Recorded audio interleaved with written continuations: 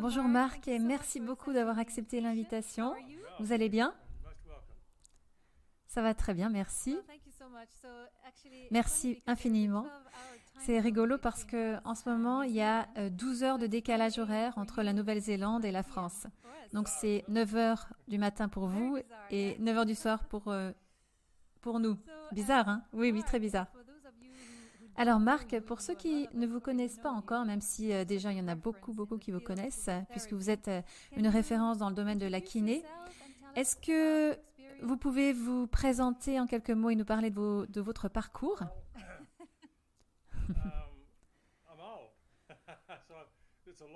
Je suis âgé, donc ça fait longtemps.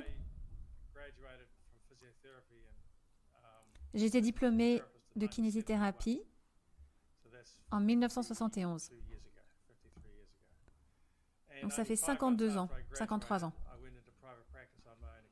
Et après 5 mois après avoir été diplômée, j'ai créé mon propre cabinet. Donc j'ai été dans un cabinet, j'ai pratiqué, à l'exception de 5 à 4 ans, de 1971 à aujourd'hui. Donc il y avait 5 ans où je ne travaillais pas parce que je faisais mon PhD et je voyais quand même des patients. Donc je suis un clinicien. Mon premier objectif dans la vie, ça a été d'être un clinicien. J'ai été conscient de la science en tant que telle, comme un aspect important des choses dans mes années 20, enfin quand j'avais 20 ans, en 1970. Et c'est devenu très clair pour moi que on n'avait pas le même enseignement que vous aujourd'hui dans la science et dans l'approche scientifique. Et on n'avait pas d'entraînement, de pratique dans la méthode scientifique.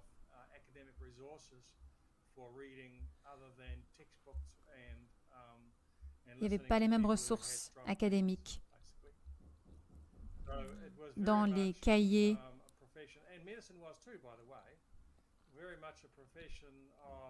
C'était une profession, et la même chose pour la médecine. C'est une profession basée sur l'imminence, à contrario à l'evidence-based practice. Donc c'est important de se rendre compte de ça parce que j'ai grandi avec ça. Okay? Et les prochaines 20 années, ça a été une exploration graduelle sur la science et la médecine et la science en général. Et donc, je suis retournée suivre des cours à temps partiel sur la science, la philosophie de la science à l'université. Et j'ai étudié l'épistémologie et la méthode scientifique quand j'avais 20 ans et 30 ans. Donc, j'explorais pas juste la kiné et la médecine, mais j'explorais aussi les fondations de la méthode elle-même. Et d'ailleurs, pendant ce temps-là, pendant que j'explorais, je me souviens très très bien les publications des premières revues systématiques en 1987. La plupart des gens prennent les revues systématiques pour acquis, alors qu'en fait, on n'avait aucune donnée à ce sujet à l'époque. Donc j'ai vécu tout ce procédé, toute cette évolution de l'evidence-based medicine à l'evidence-based practice. C'est une nouvelle perspective, oui. Donc j'étais dans mon cabinet et j'ai eu beaucoup de chance parce que ma dernière année d'études en kiné, j'ai passé beaucoup de temps à observer un docteur qui s'appelait Ian Broadfoot. C'était un spécialiste en musculo-squelettique. Et il avait été entraîné par James Cyriax et Robert Main à Paris. Donc il avait sa méthodologie diagnostique de Cyriax et sa thérapie manuelle, ses compétences en thérapie manuelle par Robert Bain. Et moi, j'avais 20 ans et j'étais en train d'observer ce monsieur et j'étais vraiment attirée par la thérapie manuelle, les thérapies manuelles et le procédé de diagnostic de structure des tissus, avant même que j'ai mon diplôme de kiné. Et donc après, j'ai travaillé dans mon cabinet en 1971 et j'ai continué tout en allant à l'hôpital toutes les 2 semaines et rencontrer le docteur Broadfoot et un petit groupe de docteurs et de kinés où on parlait d'études de cas, on parlait de cas concrets, on parlait de manipulation. Et à l'âge de 22 ans, j'étais vraiment très compétent déjà et j'étais bon en thérapie manuelle. Mais je n'avais même pas de diplôme en thérapie manuelle.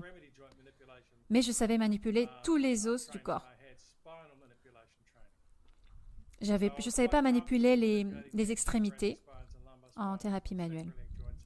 Mais j'étais confortable pour manipuler les coups, la cage thoracique, la région lombaire, la sacro-iliaque. Autour de 1971, c'était l'association néo-zélandaise de thérapie manuelle qui a été créée et il y avait 2 instructeurs. C'était Robert Mackenzie et Brian Mulligan. Waouh, quel duo! Ouais. Et les règles autour de cette habilité, de ce diplôme, pour intégrer le diplôme, c'était d'avoir pratiqué depuis 2 ans. Mais moi, je n'avais pas cette expérience. Ok. Je n'avais pas reçu cette expérience, cet entraînement. J'étais trop jeune. Mais Mackenzie était le président de cette association de thérapie manuelle en Nouvelle-Zélande. Et il présidait ce diplôme, cette formation. Donc bref, pour couper court, ceux qui m'ont formé étaient Brian Mulligan sur les extrémités. Lui, il était spécialisé dans le Nordic System. C'était une très bonne formation. On a appris plein de différentes techniques, plein de concepts différents pour augmenter l'amplitude du mouvement. J'ai appris le système convexe-concave, qui est la fondation du système nordique. C'est bien en théorie, mais pas très bien en pratique. Ok. C'est quoi ces épaules gelées? Ah, super. Ok, j'ai une technique pour les réparer. Et avec les glissements, les attractions, tout ça, bon, ça marche pas en fait. Non, ça marche pas. Donc j'ai vite vu les limites de ces approches. Ok, oui, je comprends. Donc ça, c'est important. 1 année après, j'ai commencé un cours sur la colonne qui était dirigé par Mackenzie.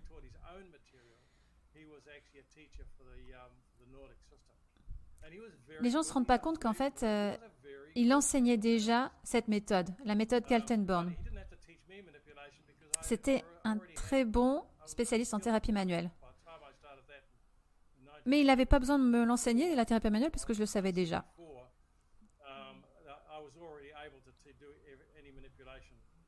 Donc, je savais déjà faire les manipulations parce que je les avais apprises.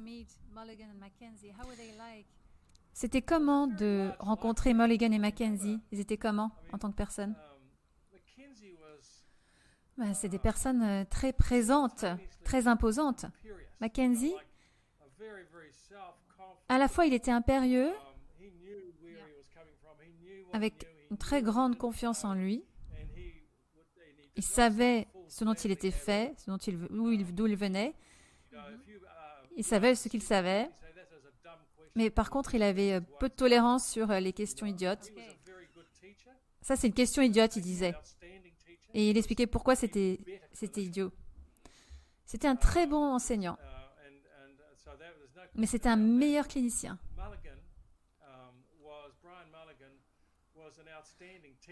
Mulligan était un super enseignant, un super prof. Mais il avait une personnalité complètement différente. Il adorait faire des blagues. Et il faisait tout le temps des blagues. Et tu sais, l'idée du miracle chaque jour, ça c'était dans les années 70. Si on faisait un cours Mulligan, il y avait l'histoire du miracle chaque jour. C'était un showman. Mackenzie n'était pas comme ça. Mackenzie voyait des patients dans son cabinet, dans sa clinique, et pendant les cours. Mulligan ne voyait pas de patients pendant les cours. Il soignait les gens qui participaient à ses cours, mais il n'amenait pas des patients. Mais Mackenzie voulait faire ça dans ses cours. C'est pas la peine d'enseigner si tu fais pas la pratique. Et moi, ça me plaisait beaucoup. Cette pratique, cette approche pragmatique que Mackenzie avait. À la fin de mon diplôme, la dernière année de mon diplôme, en thérapie manuelle, en 1976, Mackenzie a commencé à intégrer ces concepts. Il n'y avait pas de livre, il n'y avait rien d'écrit. C'était tout dans sa tête. Et je me souviens qu'il était en train d'écrire sur le tableau noir dysfonction, dérangement, posture, et puis son histoire avec Mr. Smith, et comment il y avait cet homme pas très intelligent qui est resté avec la tête en bas sur une table, en extension, et comment sa douleur s'est centralisée. Et après, c'était une révélation pour lui. Comment quelque chose aussi simple peut être aussi efficace. Ah oui, il y a cette histoire avec ce patient qui a été laissé sur la table. Tu ne connais pas l'histoire? Si, je connais. Donc voilà, cette histoire, il l'a racontée en 1970.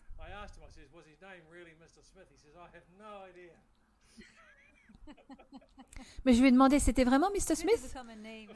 C'était vraiment son nom? Mais il ne savait plus. Smith, c'est un nom commun. C'est facile.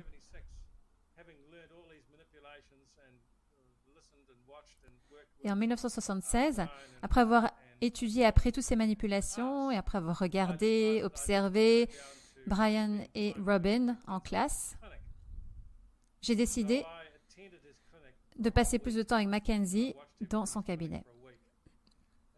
Donc, je suis allée dans son cabinet, j'ai passé du temps avec lui pendant une semaine et je l'ai observé. J'étais à Wellington mais moi j'habitais à Auckland et lui à Wellington. Ah, il est néo-zélandais comme toi? Oui.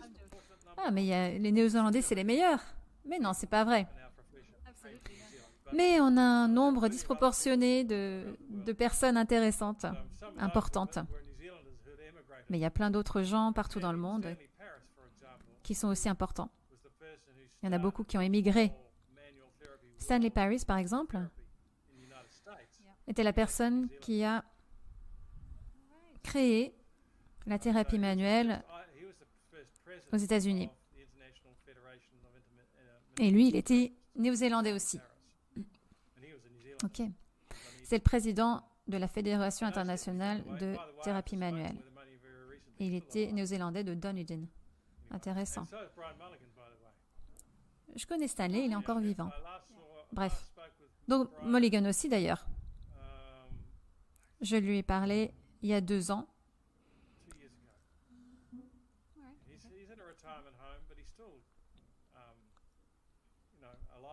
Il est dans une maison de retraite, mais il va bien. Il est toujours en vie.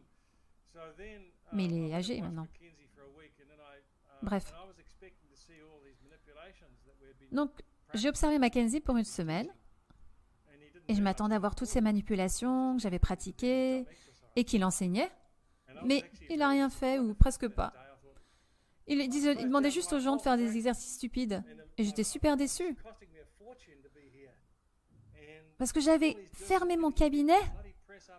Ça m'avait coûté une fortune de passer du temps avec lui. Et tout ce qu'il faisait, c'est que des press-ups débiles et demander aux gens de ramener les genoux vers leur poitrine. Je comprenais pas. Pas du tout. Moi, j'étais un spécialiste en thérapie manuelle. Bref, le mardi, les patients, ils revenaient le jour d'après, etc. Et le mercredi, ça commençait à changer et je me dis, oh mon Dieu, il y a des patients qui commencent à aller mieux, mais vraiment mieux. Et en jeudi, je me suis dit, oh là là, mais il faut que je reste un mois. Et vendredi, j'étais complètement convaincue. Les patients venaient tous les jours. Tous les jours. Pour combien de temps? Jusqu'à ce que ce soit nécessaire. Mais il faut que tu te rendes compte qu'on ne peut pas extraire une personne de son temps et avoir un jugement. Mackenzie, c'était un homme de son temps, Mulligan aussi. Et tous nos collègues en kiné. Et quand j'ai eu mon cabinet, j'ai acheté une patientèle déjà existante avec un gros prêt, mais j'avais pas d'argent. Mais lui, c'était un des meilleurs kinésithérapeutes en Nouvelle-Zélande.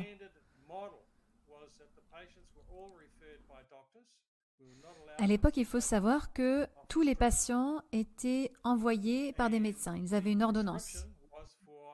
On n'avait pas le droit d'avoir des patients qui venaient comme ça en accès direct. Et la prescription, c'était un régime, des massages pour 6 semaines. Ça me rappelle un petit peu les ordonnances qu'on a des médecins en France.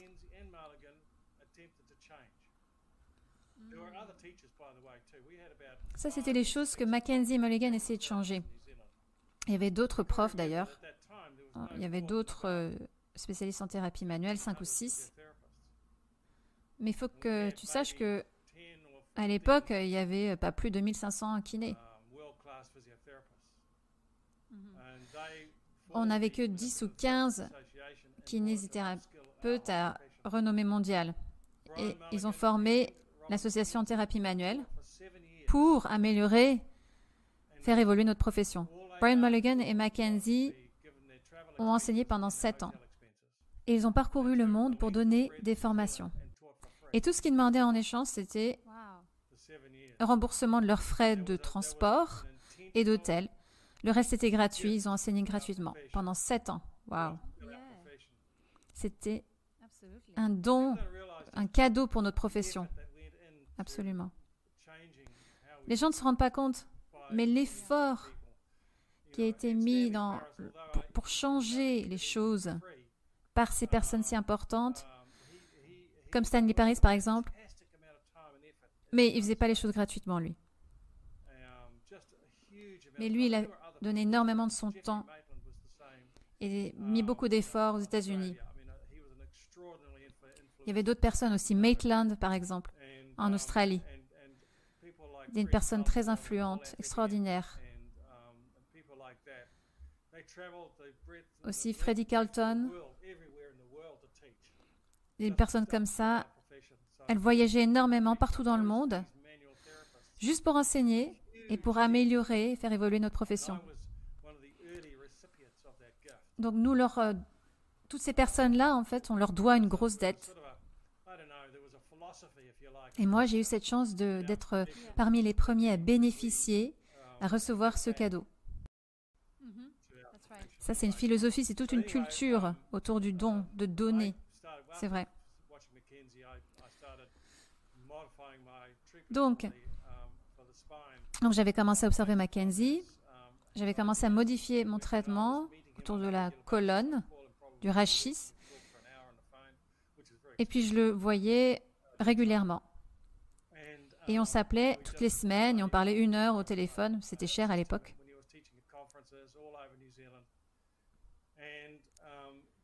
Donc, j'ai participé à ces conférences en Nouvelle-Zélande. Et au début des années 80, l'Institut Mackenzie commençait à prendre forme. Il avait déjà commencé en 1976, mais l'année où j'ai eu mon diplôme de thérapie manuelle. Et j'ai participé à la dernière classe qu'il enseignait en thérapie manuelle. Et après, il a commencé à enseigner son propre concept. Et c'était un enseignant très prolifique pendant 15 ans. pour couper court, bon bref, l'Institut Mackenzie a été formé et puis moi j'ai été un des premiers enseignants à enseigner la méthode avec des Américains ou deux kinés d'Europe, un ou deux d'Australie, mais la plupart étaient de Nouvelle-Zélande pour enseigner la méthode Mackenzie. Et donc j'ai commencé à voyager en 1985 pour enseigner cette méthode. Et ce qui s'est passé en 1984, on a eu tous les kinés américains qui voulaient enseigner la méthode Mackenzie, qui sont venus en Nouvelle-Zélande pour être formés en tant que thérapeutes manuels, parce que ce n'étaient pas des thérapeutes manuels. Mais les Néo-Zélandais spécialisés en Mackenzie l'étaient déjà des spécialistes en thérapie manuelle. Donc pour nous, il n'y avait pas de conflit entre la thérapie manuelle et les autres thérapies manuelles. Mais la différence, c'était que Mackenzie considérait la manipulation comme quelque chose de graduel. Mais les thérapeutes manuels voulaient tous se spécialiser en Mackenzie. Mais Mackenzie, il faut savoir que c'était l'inventeur de l'autotraitement, comme discipline et comme concept. Il a tout inventé. Mulligan et les kinés du Nordic System et Stanley Paris des États-Unis, du Canada, ils ont toute la thérapie d'autotraitement qu'ils avaient, c'était inspiré de Mackenzie. Je comprends. J'allais justement te poser la question, en quoi les techniques Mulligan et Mackenzie diffèrent? Est-ce qu'elles sont complémentaires? Bon, moi j'ai été formée par le système Mulligan aussi. Donc il enseignait son propre modèle, ses propres techniques avec le système nordique. Et moi j'ai aussi aidé Brian Mulligan en tant qu'instructeur jusque dans les milieux des années 80. Et donc il enseignait ses propres concepts. Mais j'ai jamais été un instructeur Mulligan parce que j'étais convaincue que le patient doit tout faire par eux-mêmes, le patient par lui-même. Et Mackenzie, pour utiliser des mots modernes, avait des idées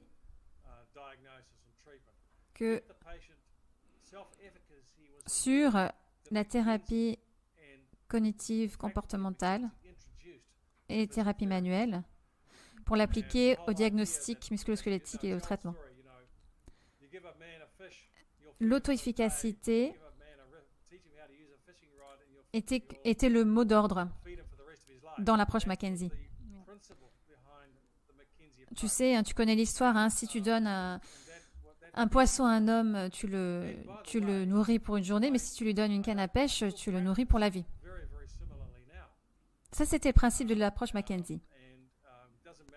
Et ça a commencé avec lui. Et d'ailleurs, je continue ma pratique comme ça. Ça n'a pas beaucoup changé depuis. Il y a des choses sur lesquelles je ne suis pas très d'accord concernant la façon dont la méthode Mackenzie est enseignée aujourd'hui, mais c'est pas grave. Mais la contribution de Mackenzie à notre profession est incommensurable, vraiment. Mulligan et les autres enseignants, formateurs en thérapie manuelle, nous ont enseigné beaucoup de techniques très utiles. Ils ont encouragé le diagnostic et ils ont fait plein de choses comme ça qui sont vraiment très, très bénéfiques. Et en termes de fondamentaux, c'est Mackenzie qui a fait le plus. Oui, je comprends. Bon, bref, donc j'ai continué ma pratique et j'avais 2 gros cabinets à Auckland. Il y en avait un spécialisé entre 1991 et 1998. J'ai ouvert le premier cabinet spécialisé en douleur du rachis à Auckland. Et la raison, c'est que je voyais beaucoup de patients, des cas difficiles. Et le modèle de financement du gouvernement ne suffisait pas pour payer le temps que je devais avoir avec ces patients avec des cas complets de douleurs lombaires et cervicales. Et donc, on a créé un cabinet spécial du rachis et nous, on avait un autre modèle de financement. Et on n'appelait pas ça clinique de kiné. Qu'est-ce que tu veux dire par modèle de financement? Tu recevais de l'argent du gouvernement? C'est une organisation non gouvernementale quasi autonome qui s'appelle Accident Compensation, ok, qui a été créée en 1974 et qui existe toujours aujourd'hui. C'est un État monopole du gouvernement en assurance pour les gens qui ont des accidents. Pour les personnes qui ont des douleurs chroniques lombaires, est-ce qu'elles ont un grand remboursement? Ah oui, elles en ont plein aussi, elles ont accès aux soins. Mais on ne va pas aller dans les détails parce que c'est le bazar. Tu veux pas savoir, vraiment. Ok, peut-être une autre fois.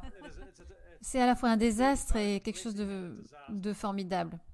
C'est comme le système de soins au Royaume-Uni. Les Anglais ne veulent pas s'en débarrasser, mais il y a trop de gens en liste d'attente. Oui, c'est vrai. On ne peut pas choisir son docteur. Il y a plein de choses qui ne vont pas avec les NHS, mais les Anglais ne vont jamais s'en débarrasser. Et on a les mêmes conflits ici en Nouvelle-Zélande avec Accident Compensation. Il y a plein de choses qui ne marchent pas vraiment, vraiment mal. Et c'est pas bon pour notre profession. Mais en même temps, ça a permis de fonder la croissance de kinésithérapie en Nouvelle-Zélande dans les années 70 et 80. Ok, mais on n'en parle plus. Ça, c'est des politiques. Bref.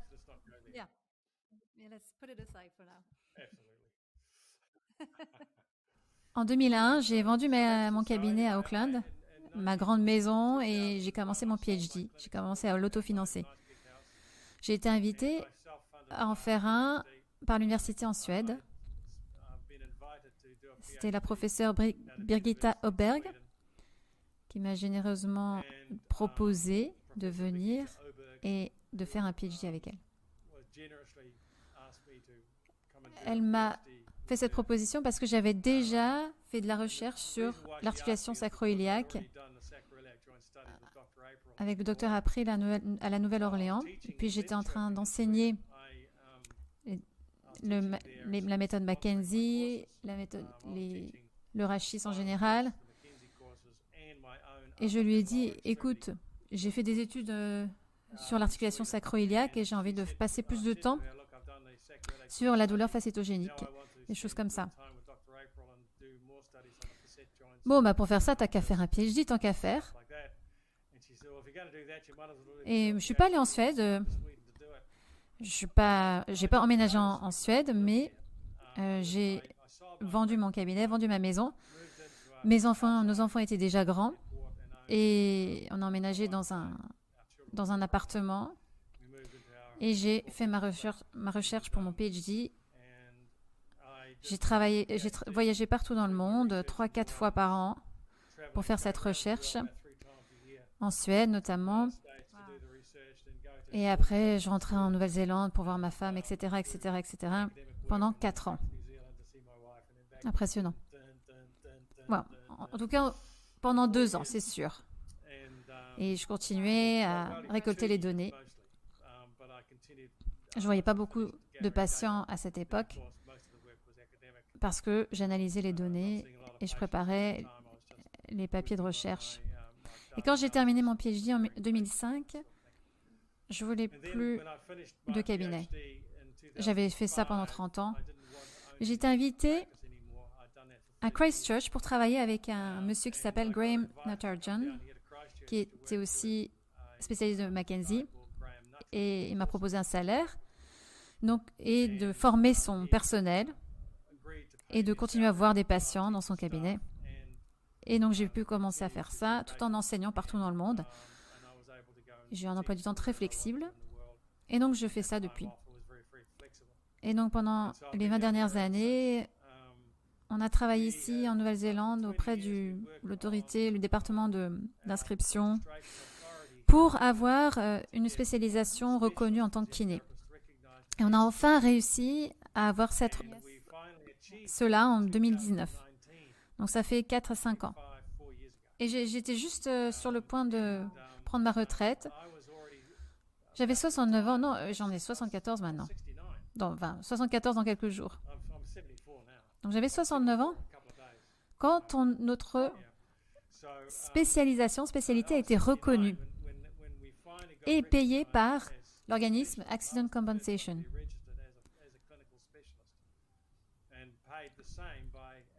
Donc, je suis retournée en libéral pour terminer ma carrière, pour enfin être payée pour le travail que je fais en tant que spécialiste. Donc, voilà, depuis 2019, je suis un spécialiste. Wow, quelle carrière impressionnante. Mais oui, c'est long. Wow, what an impressive career. Ça paraît très court comme ça quand on en parle, mais c'est une très très longue aventure. Très longue, mais très intéressante aussi. Ça a été une aventure extraordinaire. Very long, but very interesting as well. Oh, it's been a great ride. Yeah. It's been a great journey. So, do you work by yourself? Je prends ma retraite cette année en tant que kiné libéral. Ah oui? Est-ce que tu continueras à enseigner? Oh oui, oui. Et je passerai plus de temps sur ma recherche. Il y a plein de projets sur lesquels je veux travailler.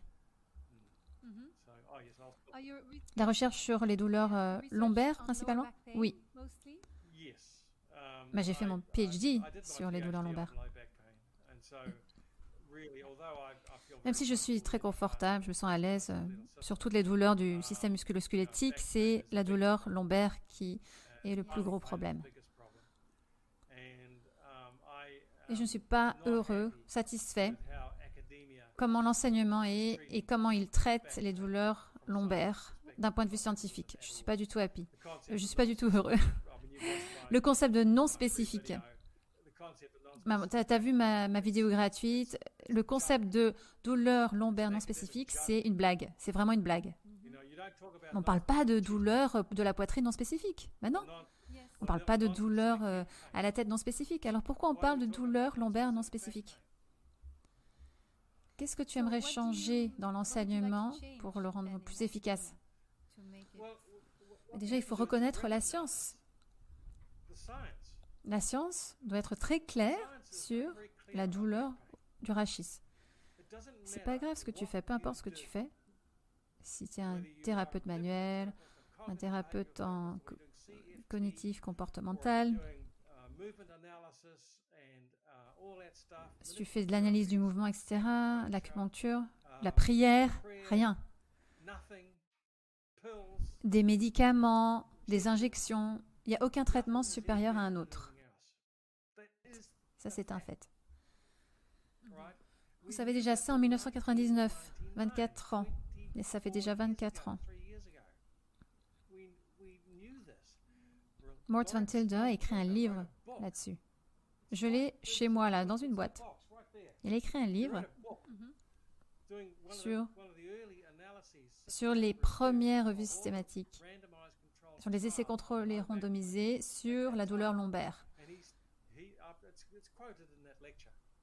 Et il dit qu'il n'y a aucune différence entre les traitements. Qu'est-ce que ça veut dire? C'est très simple. Ce que ça veut dire, c'est que soit deux choses. Un, est-ce que la douleur du rachis est imaginaire? Oui. C'est pas une vraie chose, ça n'existe pas. Ou c'est tellement de choses qu'il n'y a aucun traitement qui peut être vraiment efficace sur les autres. Alors c'est quoi? Sérieusement. Est-ce que tu crois que c'est une maladie qu'on imagine? Non. Si tu penses ça, tu dois retourner à l'école.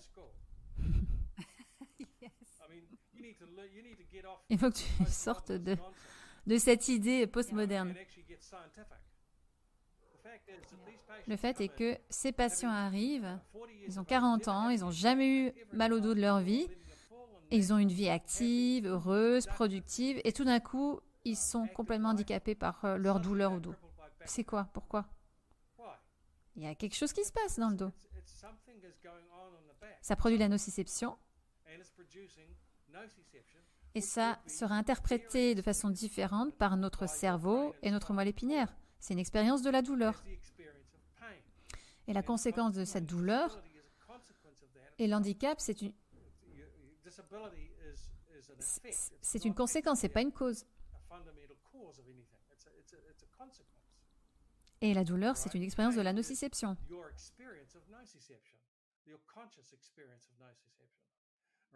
C'est pas de la science infuse. C'est très simple. Tu sais,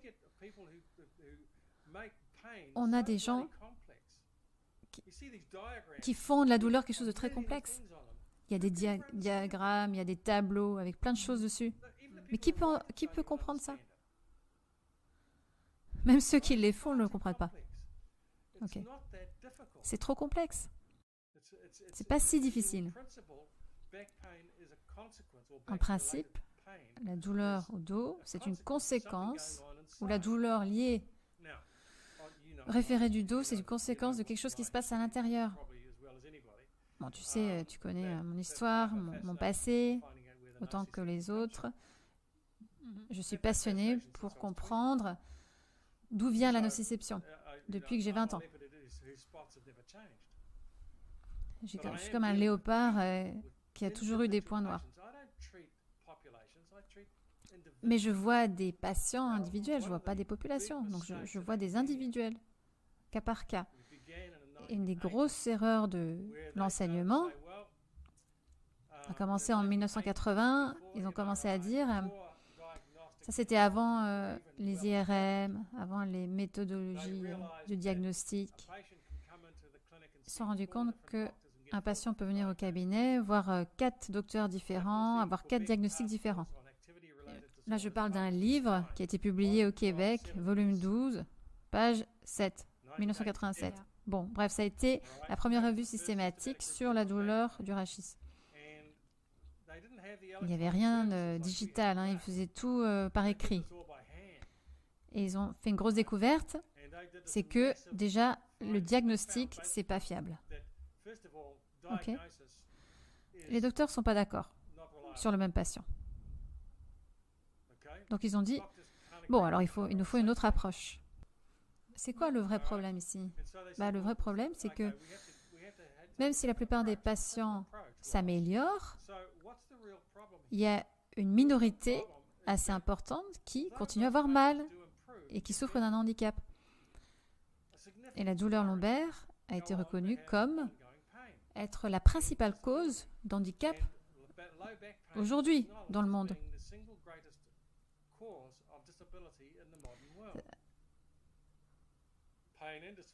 Donc c'était le deuxième symptôme après la migraine, après le mal de tête. Okay? Donc on savait déjà depuis 80. Donc c'est toujours la même chose. C'est toujours ça le problème principal.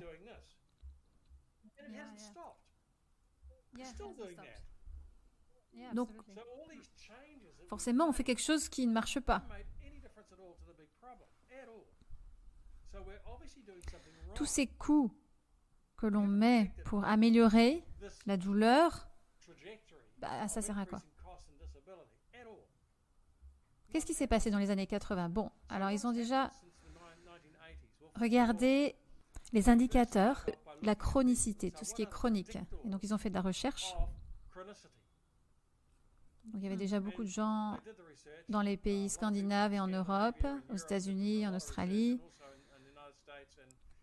Donc ils ont parlé du concept psychosocial.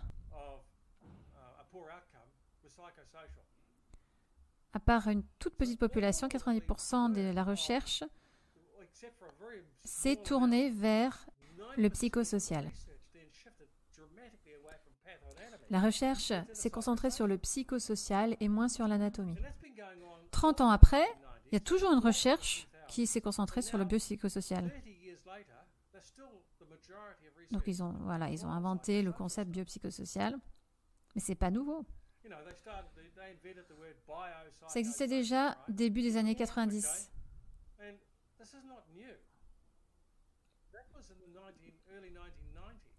On savait qu'il y avait un élément bio. Le psychosocial est ce qui influence l'amélioration, la guérison. Mais ce n'est pas la cause de la douleur, ok? Oui, absolument. Il y a une cause de nociception qui est affectée par le psychosocial qui résulte en une douleur persistante et un handicap persistant. Et il y a des personnes qui ont été formées en psychosocial seulement et très peu en bio, okay, qui pensent qu'elles peuvent faire apparaître la douleur spontanément, de nulle part. Et ça arrive, oui, mais c'est une psychose. C'est pas de la routine, c'est pas une douleur au dos normal. C'est pas parce que tu te frottes une main très fort et tu touches une main en caoutchouc, quelqu'un s'évanouit et ça crée une douleur inexistante de nulle part. C'est juste une farce. C'est vraiment juste une farce. C'est aussi comme prendre une pomme de terre, essayer d'enfoncer une paille dedans, la paille elle se casse, mais si on fait bang avec la paille et la pomme de terre, la paille elle s'enfonce dans la pomme de terre. Tu sais, tu ne peux pas réparer une source de nociception juste en contournant, en essayant de hypnotiser le cerveau et changer le comportement. Ça ne marche pas. Si ça marchait, on le saurait et on verrait un changement dans l'handicap, dans la douleur, dans la société. Mais on ne voit pas ça. Et on continue désespérément à essayer de changer les choses et ça fait 30 ans et ça ne marche pas. Nous, en tant que kinés, comment est-ce qu'on se positionne? Mais non. Mais on est là où on est. On reste là où on a toujours été. Il faut qu'on comprenne la science. Oui. La science est dominée par les statisticiens qui croient que la seule façon de gérer la douleur du rachis, c'est d'influencer les facteurs de risque et les causes épidémiologiques. Donc, en gros, on sait que tu es à risque si tu n'aimes pas ton boss au travail, si tu es malheureux à la maison, si tu es déprimé, s'il y a l'État qui t'embête. Il y a plein d'éléments économiques et psychosociaux qui augmentent les coûts.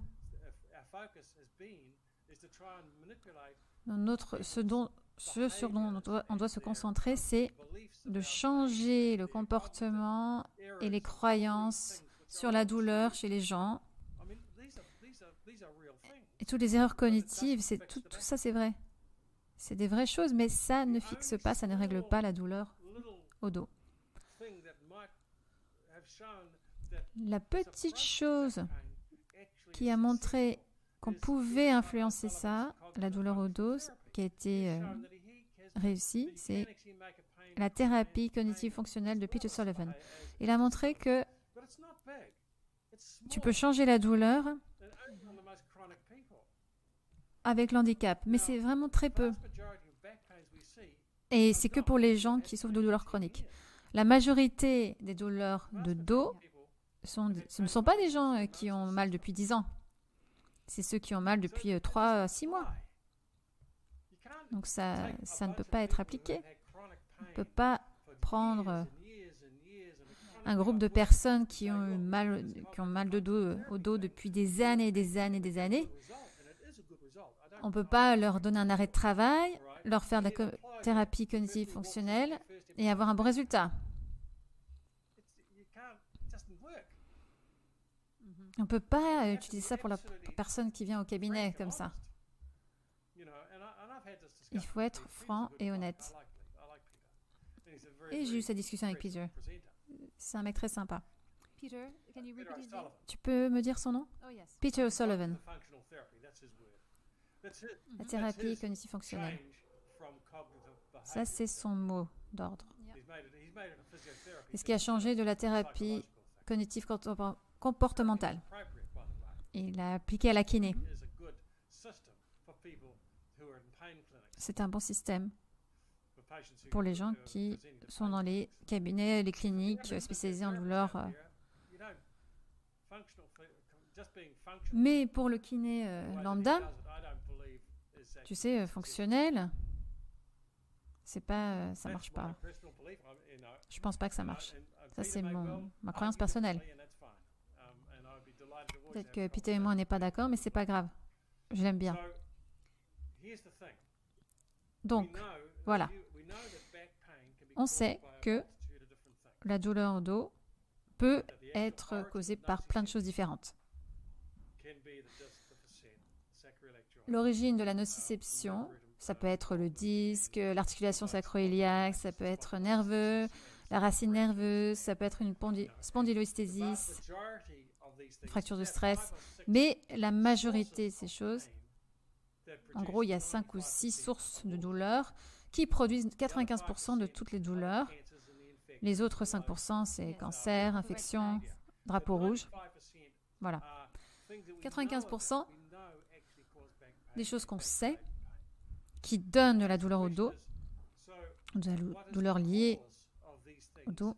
C'est quoi la cause de ces choses alors qui produit la nociception? On sait que les disques peuvent donner de la douleur, mais pourquoi?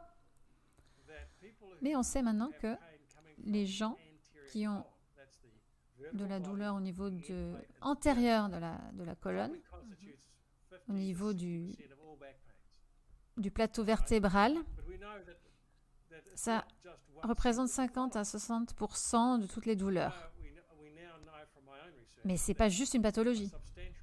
Mais on sait par ma propre recherche qu'une proportion assez importante de ces patients montre une préférence directionnelle et que les symptômes peuvent être centralisés. Donc moi, j'appelle ça une douleur mécano-discogénique. J'ai mes raisons, mais je ne vais pas rentrer là-dedans maintenant. J'appelle ça mécano-discogénique parce que ça a un comportement mécanique. Et ça suit un peu les mêmes concepts de McKenzie. Tu vas dans une direction, la douleur augmente, tu vas dans une autre direction, la douleur diminue, etc., etc. Tout ce que j'ai ajouté à la douleur de McKenzie, maintenant, moi, je classifie une personne qui centralise, qui a une préférence directionnelle, si c'est réversible et si ça peut être répété. En d'autres termes, tu peux faire le yo-yo avec la douleur. Tu peux la faire réapparaître et tu peux la faire disparaître, comme tu veux. Donc ça, c'est une douleur mécanique discogénique, mécano-discogénique. Tu sais ce qui enlève la douleur, tu sais comment la faire partir et comment la faire revenir. Fais ci, fais ça, fais beaucoup de ça, etc. Ok? Donc ça, c'est l'approche McKenzie. Peu importe si c'est la flexion, extension, une combinaison des mouvements, etc. Mais ça, les enseignants de McKenzie l'enseignent très bien. Tu peux l'apprendre de moi si tu veux, mais tu n'es pas obligé. Donc, les enseignants McKenzie sont très bons. Et donc, vous avez d'autres patients qui ne centralisent pas. Donc ça, c'était une de tes questions. Ceux qui n'ont pas de préférence directionnelle. Donc ça, c'est tous les autres problèmes de dos avec douleur d'articulation sacro-iliaque, fracture de stress, disque avec une protrusion, racines nerveuses, etc. Qu'est-ce qu'on fait avec ces gens-là? Donc ça, c'est des sous-catégories. Voilà quelque chose qui va vraiment choquer les gens. Est-ce que tu sais qu'il n'y a pas de traitement conservateur pour les douleurs sacro-iliaques qui a succès?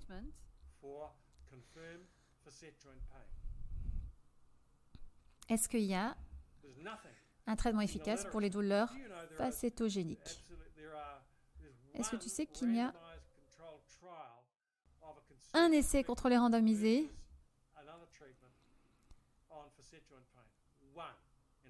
et un autre traitement sur la douleur? Et c'est pas très bien fait. C'est pas à l'aveugle.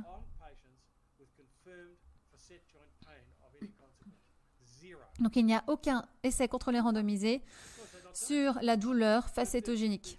Pourquoi? Parce qu'ils font pas de la recherche. ils font plein de recherches sur la douleur au dos non spécifique. Qu'est-ce que tu veux dire par non spécifique? Non, non, non, non. Ok, je te laisse parler. Il y a 0 étude sur les traitements conservateurs pour la douleur de l'articulation sacro-iliaque. 0. Aucune. Il n'y a pas de recherche. Aucun résultat. Donc si quelqu'un me pose la question, est-ce qu'un diagnostic peut être efficace? Ben non. Comment est-ce que je peux te le prouver? Il n'y a eu aucune étude. 0 étude. Alors où est le futur dans la recherche pour les douleurs au dos? Et ben, pour commencer, il faut qu'on identifie les patients et leurs douleurs et savoir d'où elles viennent et observer les sous-catégories. On peut abîmer une articulation, on peut avoir de l'arthrose. Il y a des sous-catégories de cette sous-catégorie. On ne peut pas tout couvrir. Il n'y a pas de bon traitement. Il n'y a pas un seul bon traitement. Il y en a un seul qui est vraiment bon pour la douleur facétogénique, c'est la neurotomie par radiofréquence ou d'énervation facétaire. Mais tout ce que ça fait, c'est que ça tue le nerf qui alimente, qui nourrit l'articulation. Alors pour ceux qui ne connaissent pas la douleur facétogénique, est-ce que tu peux l'expliquer? Est-ce que tu peux répéter la question? Je ne comprends pas. C'est quoi la douleur facétogène? C'est la douleur qui provient de l'articulation de la facette. Et comment est-ce que les personnes... c'est quoi les symptômes? Mais ils ont juste une douleur au dos normale, lambda. Unilatérale. Mais elle peut être jusqu'aux fesses, elle peut aller jusque dans la jambe, mais principalement c'est au dos, sur un côté. Mais le disque au niveau de l'articulation sacro-iliaque, c'est pareil. La seule façon de confirmer c'est qu'une personne a une douleur facétogène, c'est de faire des blocs de diagnostic sur l'articulation. Il y a un protocole assez connu et moi je travaille avec des docteurs qui le font, qui font ça depuis 1990. Je peux te dire en tant que thérapeute manuel, un thérapeute conservateur, ok, mais pas en tant qu'interventionniste, que en tant que clinicien en thérapie manuelle, je peux te dire que j'ai jamais réussi. J'ai jamais réussi à soigner un patient avec une douleur facétogène, avec des manipulations, des mobilisations, des exercices, postures, acupuncture ou quoi que ce soit. Ok? Jamais. Mais j'ai réussi. Mais je ne peux vraiment pas honnêtement te dire qu'est-ce que j'ai fait qui a amélioré l'état du patient. Et je dois aussi te dire que j'ai la même chose avec la douleur sacro-iliaque. Donc en d'autres termes, il y a 2 sous-catégories de la douleur non spécifique au dos. Je pense que le traitement conservateur ne marche pas. Donc pour résumer, afin que les auditeurs comprennent, dans les douleurs non spécifiques au dos, on a plusieurs sous-catégories. On a la douleur facétogène, la douleur sacro-iliaque, oui, la douleur discogénique, la douleur au niveau de la vertèbre. Depuis 10-15 ans, on l'a découverte. Laquelle est la plus courante? Moi, je ne parle plus de douleur discogénique. Quand je faisais mon PhD, c'était ce dont on parlait. On croyait que le disque était la cause principale de ces douleurs qui venaient de la colonne antérieure, au niveau antérieur de la colonne. Et ça inclut tout le corps vertébral. On faisait On faisait des examens, on injectait les disques pour savoir si la douleur apparaissait, etc. Mais quand tu lis mes papiers, ma recherche, c'est là. On sait que quand tu mets une pression sur le disque, ça déforme le plateau vertébral. Donc si tu as de la douleur qui provient du plateau vertébral, c'est une douleur de type vertébral. Et ça se voit à l'imagerie aussi. On sait que d'après la recherche de Hannah Albert et des collègues, que des petits changements représentent une évidence à l'IRM d'une pathologie au niveau du plateau vertébral. Ils sont symptomatiques. Ils peuvent être symptomatiques, mais pas tous. Si on a des personnes avec des petites variations de symptômes, c'est ça qu'on voit à l'IRM. La pathologie qui reproduit l'image sur l'IRM, c'est ce qui produit aussi la nociception. Mais ça, c'est ce qui est vertébrogène. Ça provient de la vertèbre, du plateau vertébral et de la vertèbre, oui. Donc, il y a un traitement pour ça. Ça s'appelle radiofréquence vertébro-basulaire.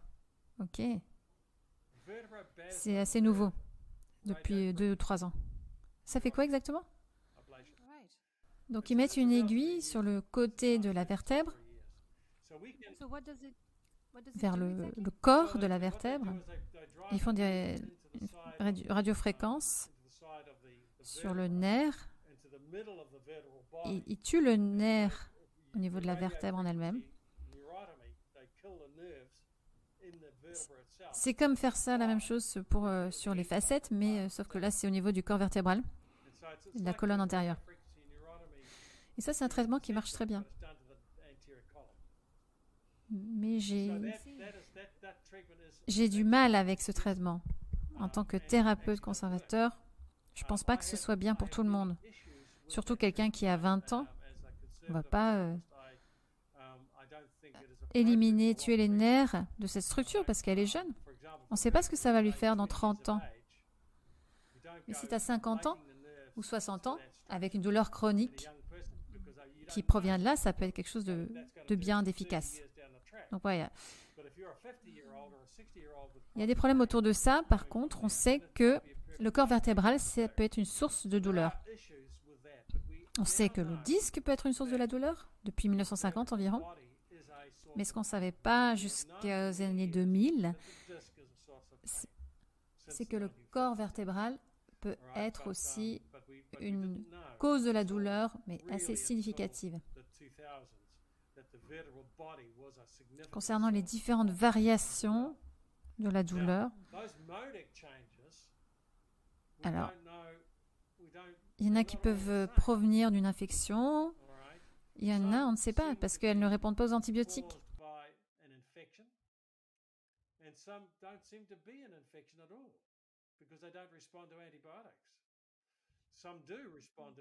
Donc il y a plusieurs causes de ces pathologies qu'on voit sur l'IRM.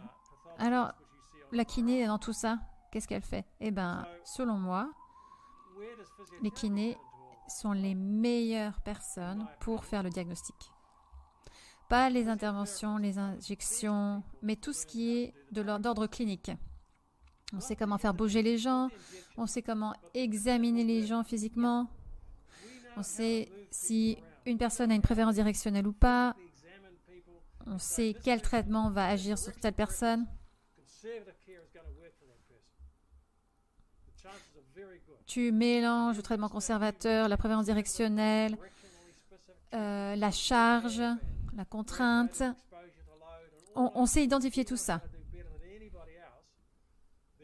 Et on sait aussi qu'il y a des gens sur qui la kiné ne marche pas. S'ils ont une douleur facétogène, on peut les identifier avec confiance. Ceux qui ont une douleur sacro-iliaque, ceux avec une douleur au disque, qui n'ont pas de préférence directionnelle. Donc on peut être impliqué dans la gestion de ces patients avec des injections, des interventions chirurgicales, la thérapie cognitive, comportementale ou fonctionnelle, peu importe, acupuncture, etc. Mais c'est pas la peine d'essayer de traiter des pathologies sur lesquelles le traitement conservateur ne marche pas. Les patients qui ont centralisé ou une préférence directionnelle, nous sommes les agents du changement ici. Il n'y a pas de question là-dessus. On ne se pose pas cette question. On sait quoi faire avec eux, ceux qui centralisent. On sait le faire depuis 40-50 ans. OK? Et on est très bon là-dessus.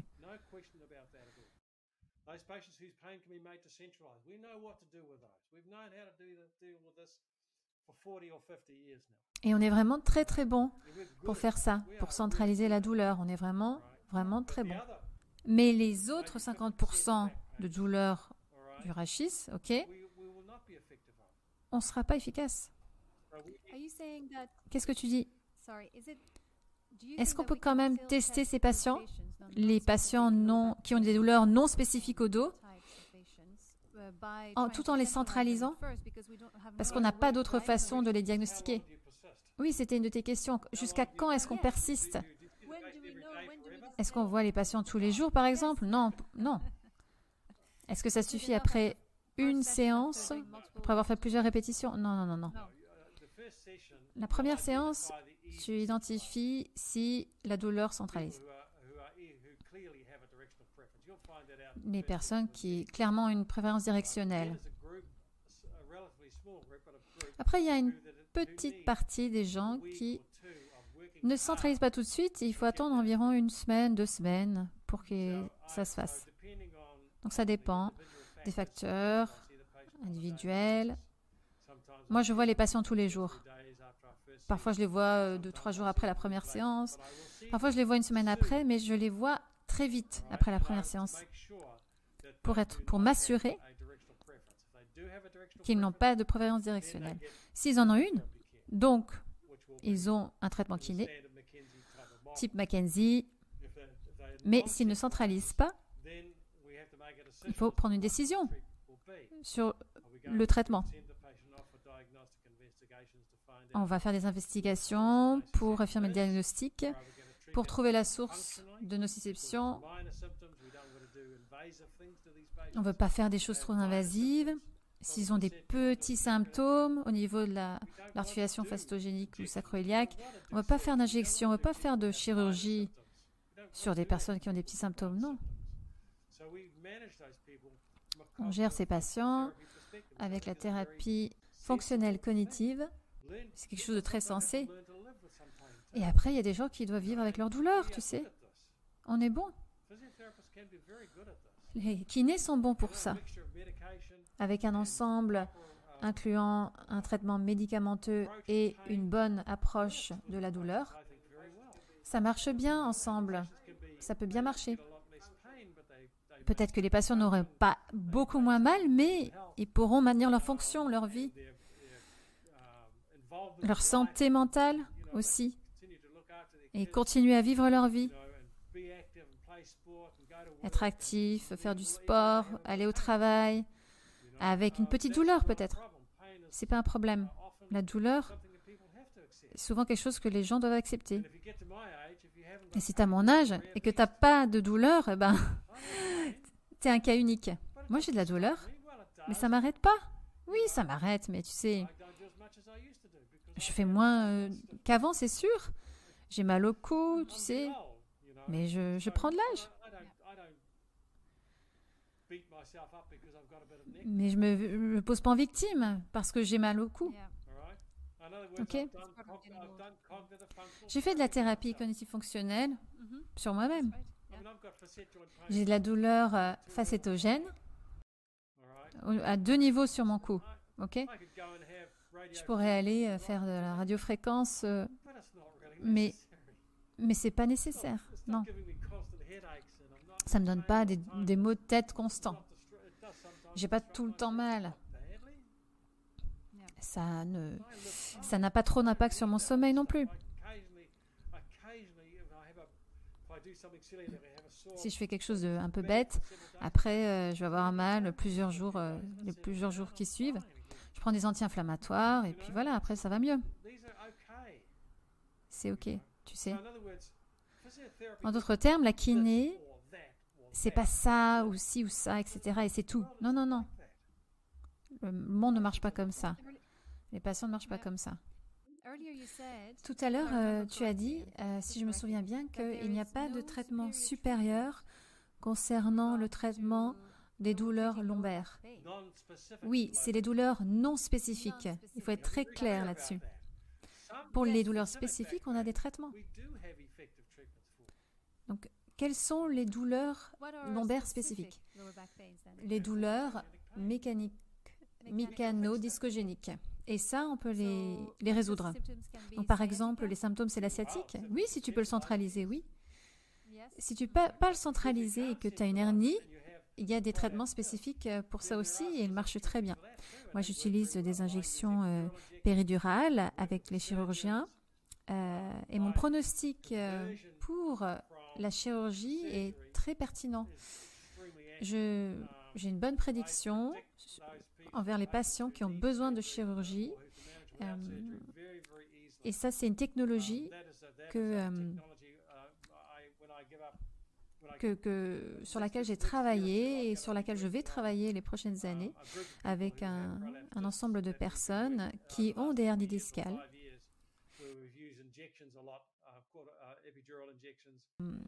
Sur lequel j'ai travaillé depuis 4 ou 5 ans. On a utilisé des injections péridurales et ils ont reçu un traitement particulier par la suite. Donc, on a un très très bon système. Et d'ailleurs, si tu veux connaître le système, concernant les gens qui ont des hernies discales, il faut lire Hans van Helvoet des Pays-Bas. On se connaît très bien. Tu sais comment les plaies? Non. Alors, V-A-N H-E-L-V-O-I-R-T. Van Helvoet. C'est un instructeur Mackenzie, mais il a beaucoup travaillé avec les docteurs, et ceux qui font les injections, autant que les chirurgiens. Et dans les années 90 et début des années 2000, on avait beaucoup de conversations avec lui sur les traitements incluant des injections et traitements conservateurs. Et il a fait beaucoup de recherches là-dessus. Il a publié des articles là-dessus, des études. Et moi, j'ai suivi ce modèle aussi, le même que celui qu'il a élaboré. Et ça marche très, très bien. C'est un travail très important. Et en fait, il est juste en bas de votre rue pour vous. Oui, enfin, en bas de la rue, c'est une façon de parler. Pour toi, oui, peut-être, mais pas pour moi. Oui, il faut juste quand même prendre l'avion ou le train. Donc, Hans, c'est un très bon enseignant et il a fait un travail très important. Marc, selon ton expérience, quand est-ce que les injections péridurales sont les plus efficaces concernant le traitement des douleurs lombaires spécifiques? Donc, ma pratique actuelle, c'est un mélange de chronicité et de douleurs aiguës. Okay? Je travaille avec le département des urgences ici et on a beaucoup de kinésithérapeutes qui travaillent dans ce département, que j'ai formé d'ailleurs. Et ils analysent les patients comme moi je leur ai enseigné. Et pour ceux qui sortent de l'hôpital,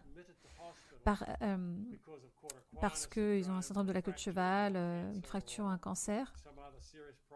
Donc, ils sortent de l'hôpital et ils me sont envoyés.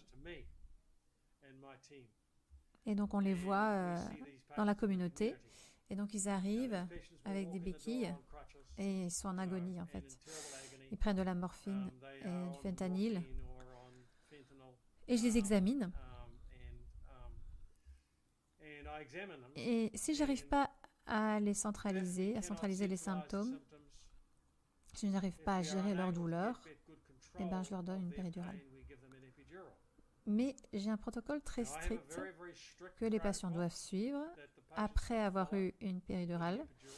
Et j'évalue la douleur au niveau des fesses, des extrémités de la jambe avant l'injection. Ensuite, 1 heure, 4 heures, 6 heures après l'injection. Et donc, je les vois après, une semaine après au cabinet. Et on refait la même chose. Et on peut aussi évaluer l'anesthésie et les corticoïdes en utilisant cette méthodologie. Et si on a un bon résultat, on leur propose un traitement conservateur. Si on a un résultat moyen, déjà on prescrit un IRM à ces patients au bout de quelques jours pour voir s'ils ont une hernie discale. Quelques patients, environ 10% des patients que j'envoie pour un IRM n'ont pas de hernie discale. Donc, j'ai un bon pronostic. Voilà, c'est mieux que 90% en fait. Donc, les patients qui ont une hernie discale auront un résultat moyen de la péridurale et ceux qui ont un bon résultat, la douleur revient quand même après quelques semaines. Mais on parle aussi aux patients, on lui explique l'évolution naturelle, parce que la plupart des patients vont aller mieux d'eux-mêmes, même si on ne fait rien. Et sinon, si ce n'est pas le cas, il va falloir parler à un chirurgien. Et donc on choisit le chirurgien, on leur envoie chez un bon chirurgien. Et ensuite, ils ont une conversation sur une chirurgie ou pas. Et s'ils choisissent l'opération, je les suis moi-même 6 semaines, jusqu'à 6 semaines après l'opération. Et s'ils n'ont pas l'opération, je les suis quand même et je me base sur l'évolution naturelle, les médicaments, les exercices, etc. Et ça, c'est ceux qui ne centralisent pas. Ceux qui ont une sciatique et que je peux centraliser, je les traite, je les suis aussi. Mais j'utilise aussi l'histoire naturelle, l'évolution naturelle. Et donc, on utilise beaucoup de péridurale.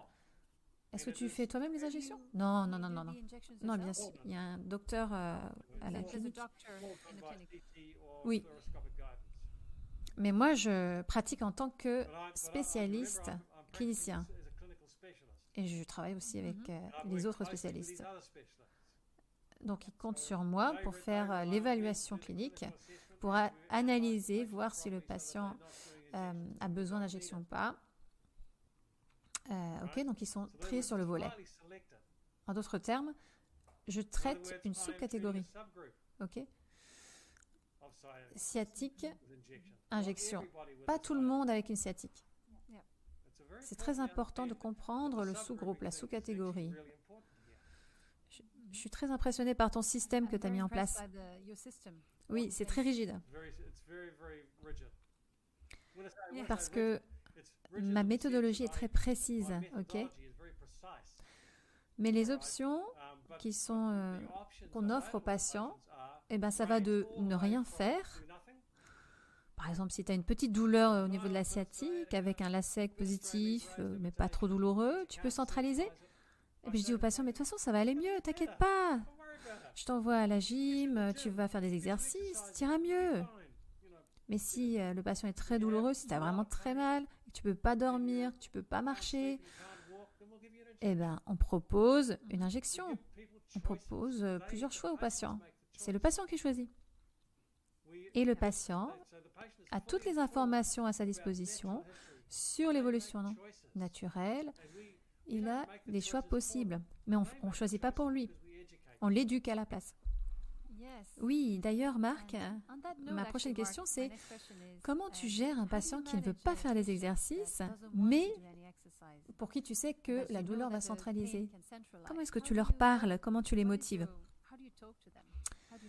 Écoute, quant à mon âge, tu peux regarder le patient droit dans les yeux et lui demander « Tu préfères la douleur ?»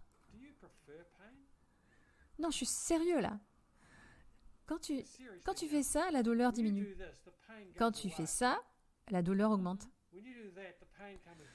Donc, je t'ai dit de partir et de faire ça en sachant que ça ira mieux. Et ne pas faire ce qui va empirer, augmenter la douleur. Et tu le fais pas. Pourquoi? Je regarde droit dans les yeux, Mais quoi? Straightly Ok. honest. Tu aimes la douleur? What is do you like pain? Tu sais, You know? je t'ai dit comment résoudre ton problème et tu le fais pas. Pourquoi? Solve your problem, but you're not doing it. Why? Oui, c'est une bonne question. Elle est bonne celle-là. Ce serait difficile de répondre. Ah, le patient il dit ouais, je suis trop occupé. Non, non, moi je lui ai dit non, non, t'es venu avec un problème. Je t'ai montré ce qu'il fallait faire. Mais je ne peux pas faire les exercices à ta place. Je ne peux pas faire les 600, 1000 extensions dont tu as besoin tous les jours. Ok? Bon, peut-être pas 1000, mais bon, tu vois ce que je veux dire. Tu peux amener le cheval à un lac, mais tu ne peux pas le forcer à boire. Donc, la vérité, c'est que j'ai les rênes dans les mains, mais si tu n'arrêtes pas de pousser, de tirer, moi je vais lâcher. Puisque tu es là, c'est ton choix d'être là. Et moi aussi d'ailleurs. En tant que thérapeute, je ne suis pas obligée de te voir. Il n'y a pas de règles de droit moral ou légal qui m'obligent à te voir, à te soigner. En plus, surtout que tu ne le fais pas toi-même. Et je dis ça à mes patients. Je suis très brutale avec ces patients-là. Brutale. Bon, je le dis gentiment, tu sais. Bon, voilà. Je ne tourne pas autour du pot. Mais pourquoi? Pourquoi? Tu sais, si tu veux la douleur, ok, mais tu n'es pas obligé de venir me voir. Tu veux un tour de magie? Ok. Ok, bon, moi j'utilise J.K. Rowling. Beaucoup. Je lui dis, est-ce que tu veux de la magie? Tu veux un tour de magie? On n'est pas à Hogwarts ici. Mais je fais de la magie. J'aime beaucoup celle-là. Je vais peut-être l'utiliser moi-même. C'est pas de la science infuse. Hein. Chaque patient qui vient me voir, il a le droit de choisir. Et il a aussi le droit de choisir. Il a le droit de faire des mauvais choix, mais c'est son choix. Moi, je suis un libéral. Si tu veux faire des choses qui sont pas bonnes pour ta santé, vas-y. Mais ne me demande pas de résoudre ton problème que tu crées toi-même. Avant, je t'ai montré comment résoudre ton problème. Tu savais pas quoi faire. Maintenant, tu sais. Ce que tu fais maintenant avec cette connaissance, c'est toi qui choisis. Avant, tu parlais de la douleur lombaire chronique. Dans quelle catégorie, sous-catégorie, on peut la classer? Alors, le concept de chronicité, j'aime pas trop le mot chronique. Je préfère utiliser le terme persistant, la douleur persistante. Parce que chronique a une connotation négative.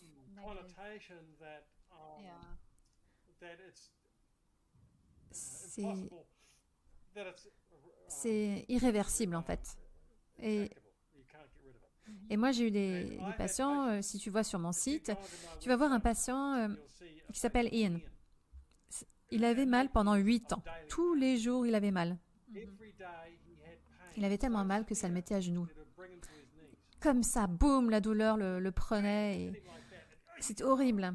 Il était à l'agonie pendant 1 minute. Il avait une douleur chronique qui ne partait jamais. Il travaillait. C'était un commercial qui voyageait beaucoup. Et donc, il voyageait en long, large, en travers sur les îles du Sud et en Nouvelle-Zélande.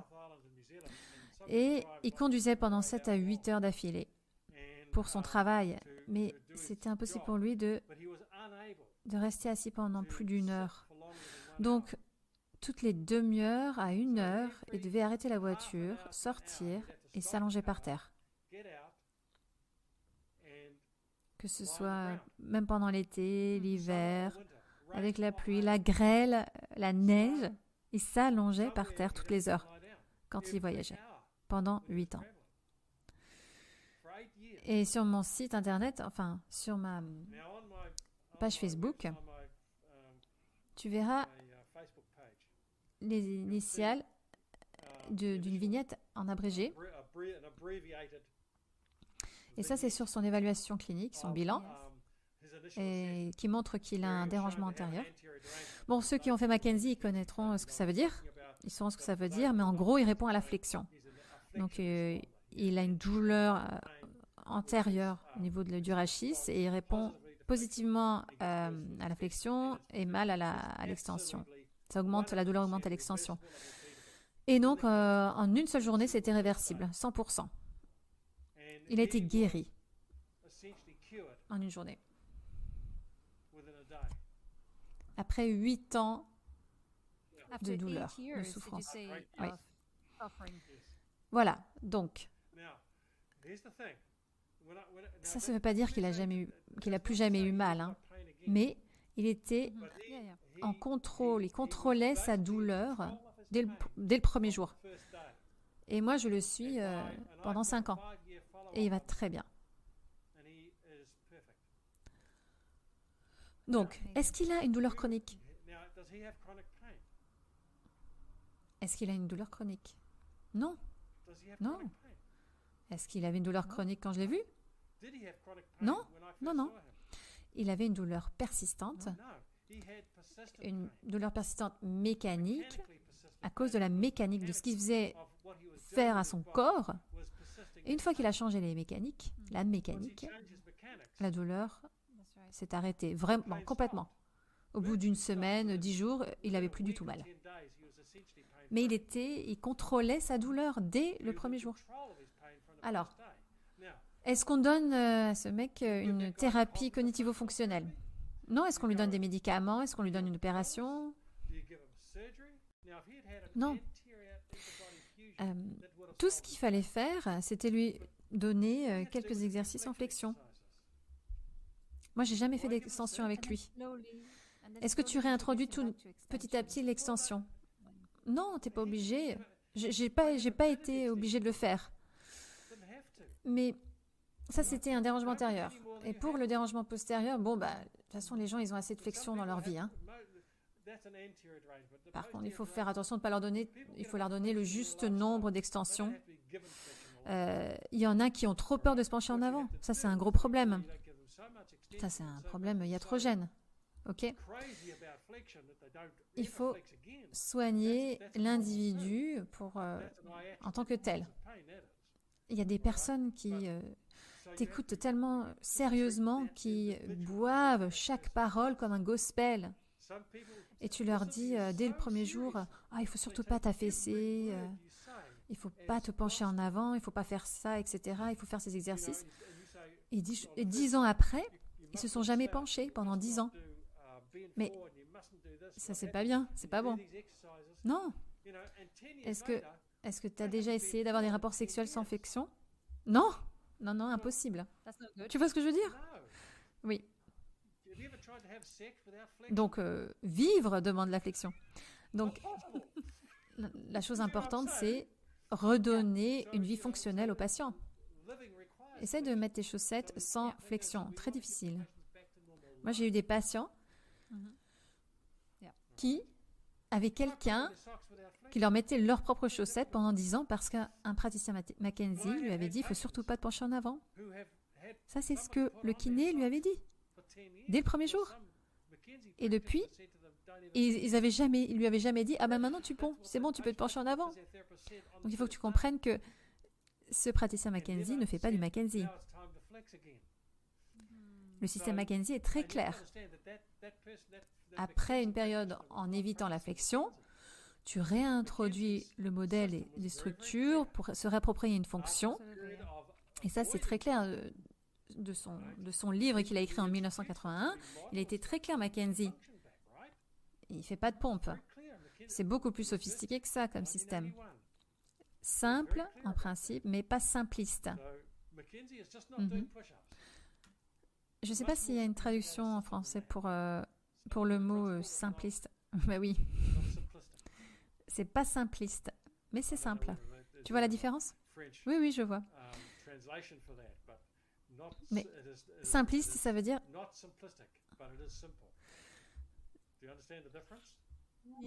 Tu réduis la signification de quelque chose jusqu'à ce que ça perde toute signification. Et enfin, le principe, c'est que il y a plusieurs options. Le principe de simple. Le système en lui-même n'est pas simpliste ou simple parce que c'est complexe en fait. Chaque personne est différente, ok? Donc bon, voilà. En anglais, il y a des concepts très clairs entre simple et simpliste. Je ne sais pas si ça se traduit bien.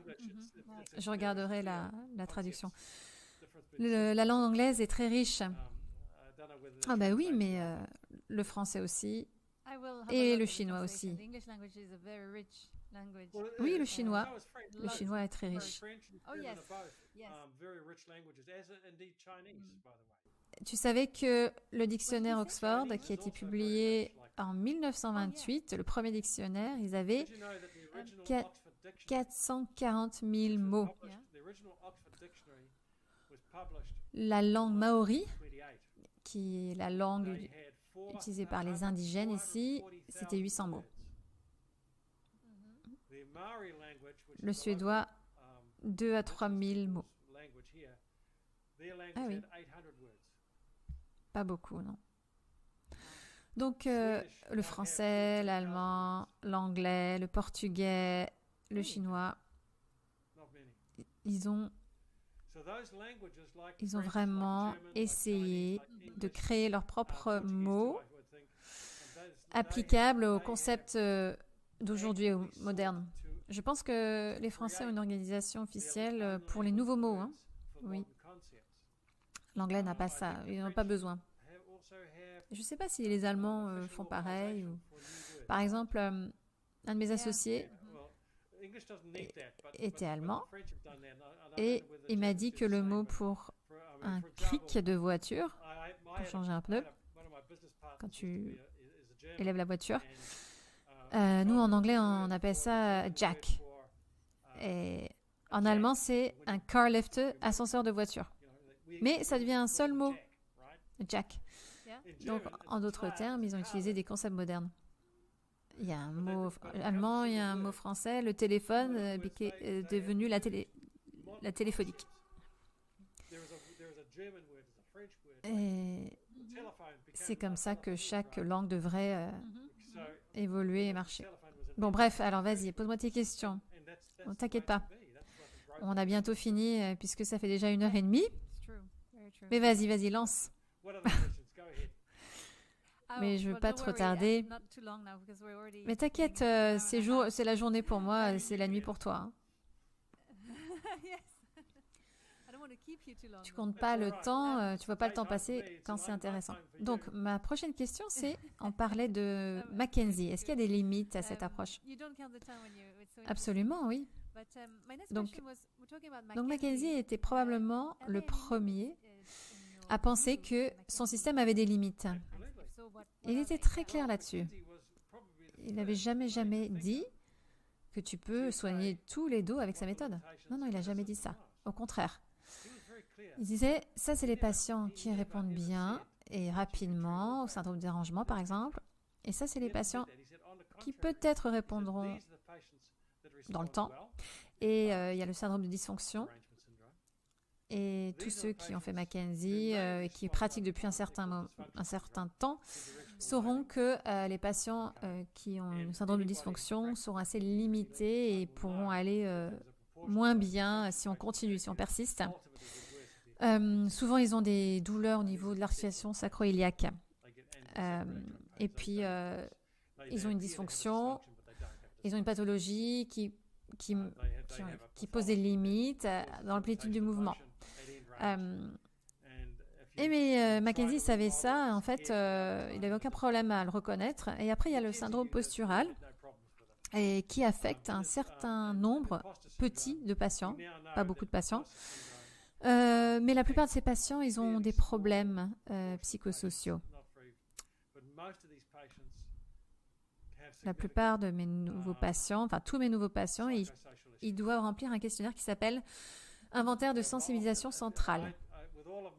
Je ne sais pas si tu connais ce questionnaire. Donc, Inventaire de sensibilisation centrale, questionnaire. C'est assez nouveau. Ça a été publié en 2012 et moi j'utilise depuis.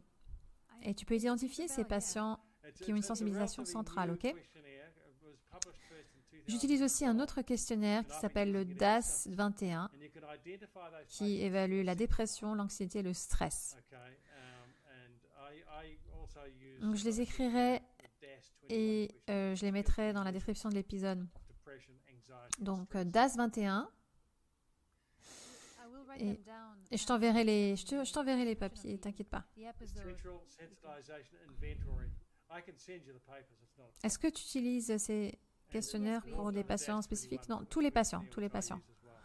Il faut vraiment que tu comprennes que je pratique en tant que spécialiste, clinicien spécialiste.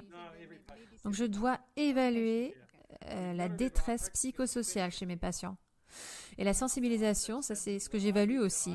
Et j'utilise le questionnaire Roland-Morris aussi. J'utilise un index handicap pour le coût.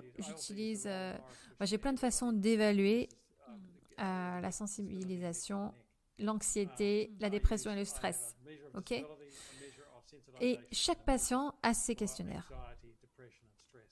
Mais ça, c'est mon rôle d'évaluer, de mesurer, d'analyser tous ces aspects en tant que spécialiste, clinicien. Mais les patients avec un syndrome postural, en général, ont une sensibilisation centrale. Donc, ce que ça veut dire, c'est que, très simplement, ils ont une hyperactivité, une hyperstimulation de leur système nerveux.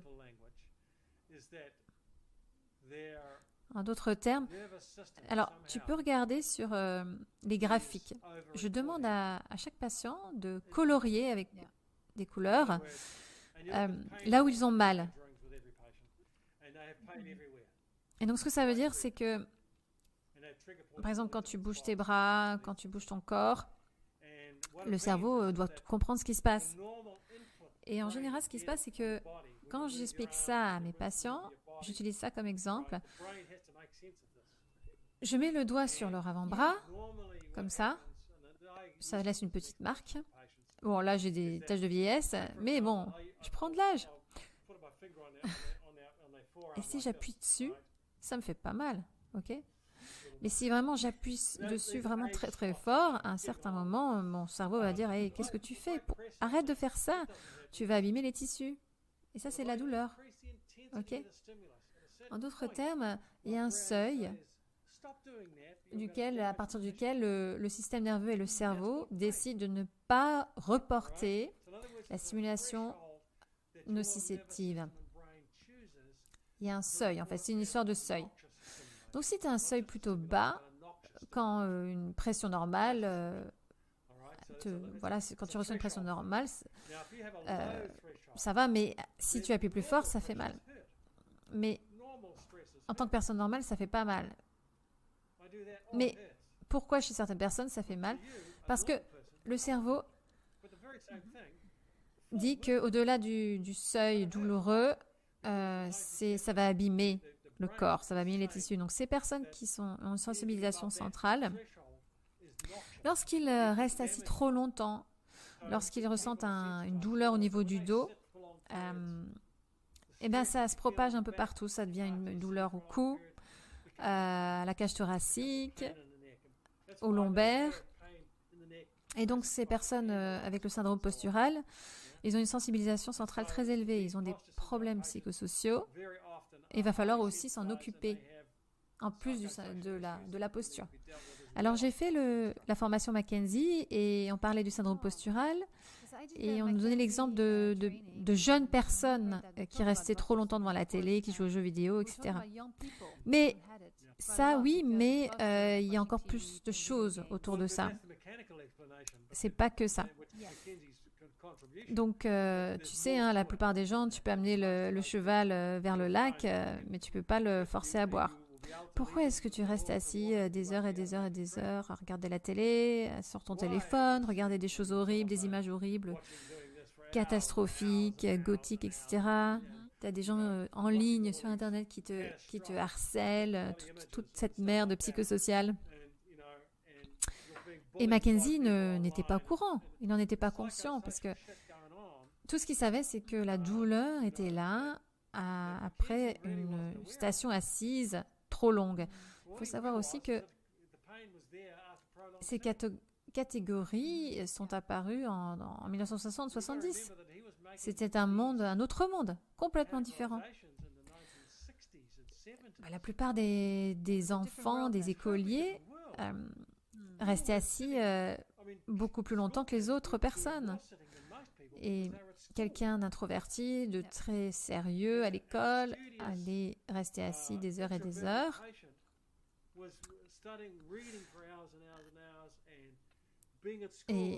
Et à la fin de la journée, il avait mal parce qu'il était resté assis pendant des heures et il sentait mieux quand il marchait, il sentait mieux le matin. Mais la plupart de ces patients sont des adolescents introvertis. Moi, je faisais du sport, je courais, j'étais comme un enfant normal. Oui, je regardais un petit peu la télé, j'étais assis, je lisais mes livres, j'étudiais. Mais maintenant, aujourd'hui, dans le monde moderne, c'est bien pire. C'est quoi la proportion des enfants qui sont en surpoids maintenant? Parce qu'ils font aucun exercice. On voit, quand j'étais à l'école, le nombre d'enfants en surpoids était très petit, était moindre. Peut-être moins de 10%, 5% des enfants. Mais très peu étaient en surpoids. Et d'ailleurs, ils étaient très maltraités parce qu'ils étaient tellement différents de nous. Oui. Moi, quand j'étais ado, c'était comme ça. Tu vois ce qu'il y a là? C'était sur mon ventre. Tu pouvais faire ça. J'avais aucune graisse sur le ventre. On faisait tout le temps des exercices, on faisait tout le temps du sport. Maintenant, la population surpoids, ça représente 50% de la population. C'est un autre monde. Donc, il faut voir le concept Mackenzie à travers cette autre lumière, en fait. Il faut le voir autrement. Mais il faut que ce soit modifié. Pas modifié, mais étendu. Avec notre compréhension des pathologies, des diagnostics, avec tout ce qui est du psychosocial. Maintenant, on le voit comme ça, c'était vraiment génial ce qu'il a fait. Il ne faut pas qu'on change, il faut qu'on croit, en fait, il faut qu'on évolue. Quand tu fais la première évaluation pour ton bilan, tu prends combien de temps? Donc 45 à 60 minutes pour moi.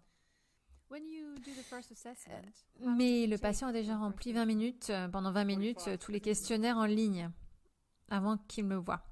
Ah, c'est très organisé. Oui, j'ai un système. Le patient a un rendez-vous et doit remplir tous les questionnaires en ligne avant de me voir. Et si ils ne sont pas confortables à l'idée de remplir les choses en ligne, eh ben, il faut qu'ils viennent 1 heure ou une demi-heure avant le rendez-vous et la secrétaire va s'asseoir avec eux pour les aider et remplir les questionnaires avec eux. Peut-être il y a 1 personne sur 300 ou 400 personnes qui ne peuvent pas le faire. Ils ne peuvent pas lire ou quoi que ce soit, mais ça, c'est pas grave. Mais la plupart des patients remplissent les questionnaires en ligne. Toutes les questions Mackenzie, qu'est-ce qui améliore la douleur, qu'est-ce qui l'augmente. Donc moi, je passe 1 demi-heure avec le patient à revoir son histoire. C'est très précis, très complet. Et la plupart des kinés n'ont pas le temps de faire ça. Mais encore une fois, ma pratique, c'est ma spécialité, c'est autour de ma spécialité. Donc, je dois tout savoir, les médicaments qu'ils prennent, les traitements qu'ils ont déjà suivis. La plupart des patients qui viennent me voir ont déjà vu beaucoup d'autres kinés compétents. Et ils m'ont été envoyés par les kinés. Et je vois des patients que les docteurs m'ont envoyés, des chirurgiens, parce qu'ils ne savent plus quoi faire avec eux. Et ils n'ont rien pu faire pour eux. Et je pense que 70 à 80% des patients que je vois ont déjà vu un kiné qui était très bien, très compétent, mais leur état de santé ne s'améliorait pas. Donc je dépense beaucoup de temps, je passe beaucoup de temps pour eux. Donc ils ont déjà rempli les questionnaires et vous avez beaucoup d'informations sur eux. Oui, bien sûr. Et donc ils viennent environ un quart d'heure avant le rendez-vous et je leur demande d'utiliser des couleurs pour entourer leur douleur, pour colorier leur douleur. Et ça m'aide beaucoup d'utiliser des couleurs. Sur le body chart, est-ce que tu leur montres les couleurs et le body chart à la fin du traitement? Est-ce que tu leur demandes de recolorier le body chart? Non, je ne le fais pas. Mais oui, je pourrais. Mais par contre, je leur demande, tu vois, la douleur est centralisée. Mais le nombre de patients dont les symptômes centralisent dans mon cabinet, il est très bas. La plupart des gens que je vois, ils ne centralisent pas. Intéressant, oui. Et tu prends des vidéos, tu filmes tes patients. Donc tu prends pas de notes pendant l'examen clinique, c'est juste face à face, toi et moi. Raconte-moi ton histoire. Mais je mets de la structure, tu sais. C'est un entretien structuré. C'est pas n'importe quoi. Les patients ont une structure, je leur pose des questions comme où est la douleur, je regarde le médicament qu'ils ont pris, je regarde où est la douleur qui domine, quand est-ce qu'elle a commencé, quand est-ce que ça a commencé, depuis combien de temps, et s'ils commencent à blablater. Non, réponds à ma question, je leur dis. Qu'est-ce que tu faisais au moment où la douleur est apparue? Ça fait combien de temps qu'elle est apparue? Ah, bah écoute, ça a commencé la semaine dernière. Est-ce que tu avais... Oui, mais est-ce que tu avais mal avant la semaine dernière? Ah oui, pendant des années. Ah bon, alors, tu avais quel âge quand la douleur a commencé? Ok, donc en d'autres termes, je veux savoir leur histoire. Peu importe l'histoire, et quel est l'événement récent qui les a amenés à venir me voir. Donc, tu vois, je les guide, mais je structure aussi l'entretien. Et je ne leur laisse pas manquer une de mes questions. Il faut qu'ils répondent à toutes mes questions. J'ai besoin de réponses. Donc, je suis très exigeant concernant leur histoire.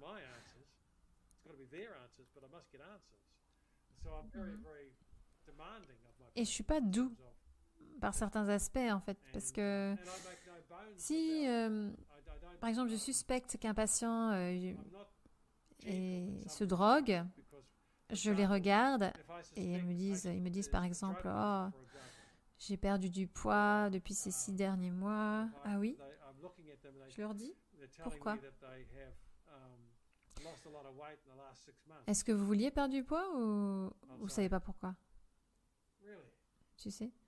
Mais sinon, ça va? Donc ils me guident, mais j'ai besoin de réponses. Et parfois, ça prend du temps. Et donc, l'examen physique peut prendre 15 minutes. Parfois, souvent 20 minutes. Si c'est un patient très algique, ça va être difficile pour lui de bouger. Donc, l'histoire en général est beaucoup plus courte parce qu'ils sont trop algiques. Donc, l'examen physique, je vais tout de suite voir si je peux centraliser les symptômes. Mais ça dure plus longtemps parce qu'ils ont vraiment très mal, donc ça varie. Mais le patient chronique, c'est surtout son histoire. Et puis l'examen physique, ensuite, c'est environ 15-20 minutes. Est-ce que tu leur donnes des exercices à faire à la maison? Oui. Oui. Mais parfois, si je ne peux pas, parce que je ne peux pas finir la séance. Et donc, je leur demande de revenir le plus tôt possible, le lendemain, si possible, pour terminer l'examen ou la semaine d'après. Parfois, je n'ai pas le temps parce que leur histoire est tellement longue. Donc, je n'ai pas le temps de leur faire les répétitions. Donc, je leur demande de revenir la semaine d'après et puis on reprend. Mais c'est très important que je comprenne leur histoire. Ouais. J'ai une dernière question, Marc, et après je te laisse. Mais merci beaucoup. C'est une question très simple, mais pas simpliste. Pour toi, c'est quoi un bon kiné en une phrase? It's a very simple question, not simplistic, simple. What makes a good physio? In one sentence. Bon, je ne ferai pas en une phrase, mais déjà, on est tous différents. J'ai des kinés qui sont... Je connais des kinés qui ne sont pas du tout comme moi, mais ils sont tout aussi bons que moi. Ils ont plus d'empathie que moi. Ils sont plus attentionnés, moins brutals que moi. Moi, j'ai une certaine personnalité. Okay. Donc, les patients travaillent avec moi. J'essaie d'être gentil, mais j'ai besoin de réponses. Ça, c'est... Voilà, c'est comme je suis. Mais il n'y a pas... Tous les kinés ne sont pas comme ça. Donc, moi, ce que je veux d'un kiné, ce que j'attends d'un kiné, c'est qu'il recherche la vérité. Comment est-ce que tu parviens à ça? Et ça, c'est unique à toi, en fait. Ça dépend de toi. Il faut que tu aies une certaine formation en fonction de ta façon de prendre des notes, d'évaluer le patient. Il faut le faire certaines choses. Par exemple, si tu traites la douleur lombaire, et ta façon d'interpréter l'information, mais ça, c'est juste la formation, la pratique. Mais un bon kiné pour moi, c'est quelqu'un qui recherche la vérité et quelqu'un qui veut vraiment être un agent pour aider le patient à obtenir le meilleur résultat pour sa santé. Très bien dit. J'aime beaucoup. C'est pas facile comme question parce que il y a tellement de kinés qui sont très différents et qui sont formidables. Et il y a aussi beaucoup de très bonnes personnes qui sont très compétentes, mais c'est pas des bons kinés. Moi, il y a des gens qui savent beaucoup de choses et qui sont pas des bons kinés. Et c'est la même chose pour les patients. Souvent, on dit que les kinés ont les patients qu'ils méritent. D'ailleurs, je me souviens, Mackenzie, j'avais posé ces questions à Mackenzie il y a des années et il m'a regardé droit dans les yeux et il m'a dit « Marc, tu peux pas soigner les gens bêtes. » Et c'est vrai. Il y a des patients, il faut leur dire « Je peux pas t'aider. » Parce que tu ne peux pas. Ils veulent pas, ils sont pas prêts à recevoir de l'aide. Je te donne un exemple avant qu'on se quitte. C'est un homme dans les années 80 et on était au tout début. Ça, c'est les prémices de notre compréhension sur la complexité autour de la douleur. Et cet homme, il avait une sensibilisation centrale. Il était en surpoids, il était en colère, il était tout ça, il avait cette douleur, il ne centralisait pas, il avait des symptômes, beaucoup de douleurs qui l'empêchaient de vivre sa vie.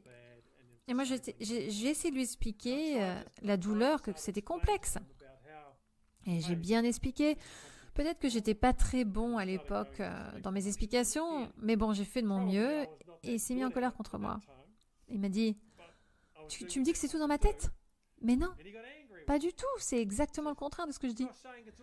Et il s'est mis en colère et il est parti. Ok.